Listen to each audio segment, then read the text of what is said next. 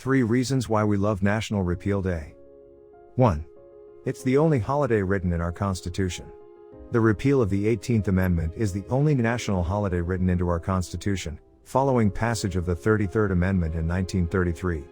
That means you're practically doing your patriotic duty by celebrating it, which is one of many good excuses you can use for showing up bleary-eyed for work tomorrow morning. 2. Flapper wear is awesome.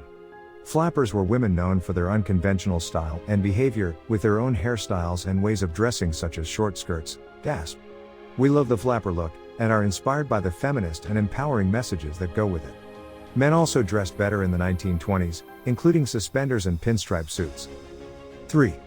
To be honest, we enjoy drinking alcohol in all its forms. Apart from the relaxing effect, we're suckers for those articles saying drink a glass of red wine because it helps reduce your risk of developing heart disease, stroke, and diabetes.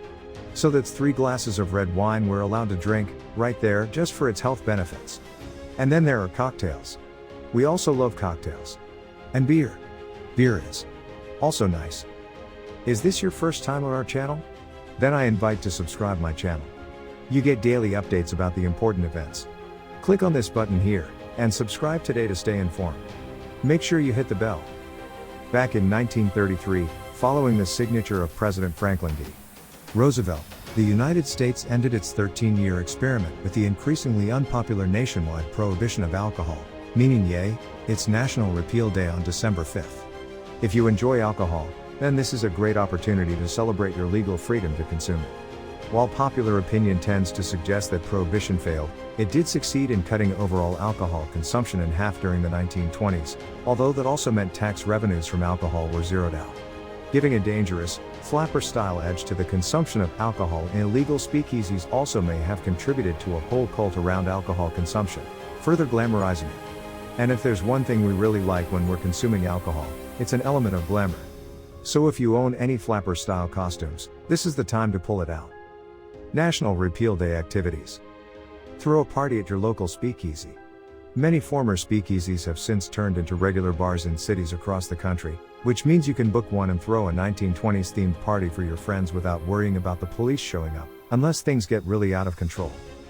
Try a new cocktail. Moscow Mules, Margaritas, Martinis, Manhattans, Daiquiris, Negronis, Old Fashions. That's 7 cocktails we just listed, which should be enough to see even a pretty sturdy horse off for the evening. So why stay stuck in a rut when there are all those fascinating combinations to try? Don't forget the mocktails. Seriously, not everyone drinks, and that's cool. There are an increasing number of cocktail practitioners learning the art of mocktail making, and whether you're the designated driver or simply moderating your intake for any reason, we really do recommend checking out some of the amazing flavor combinations on offer at the non-alcoholic end of the menu. Particularly if it's getting late and you're having the conversation about whether one more drink is a good idea. National Repeal Day timeline. 1919, the 18th Amendment to the U.S. Constitution passes, paving the way for Prohibition.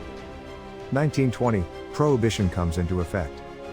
1932, Roosevelt is elected on the promise of repealing Prohibition. 1933, sure enough, Roosevelt passes the 21st Amendment, repealing Prohibition.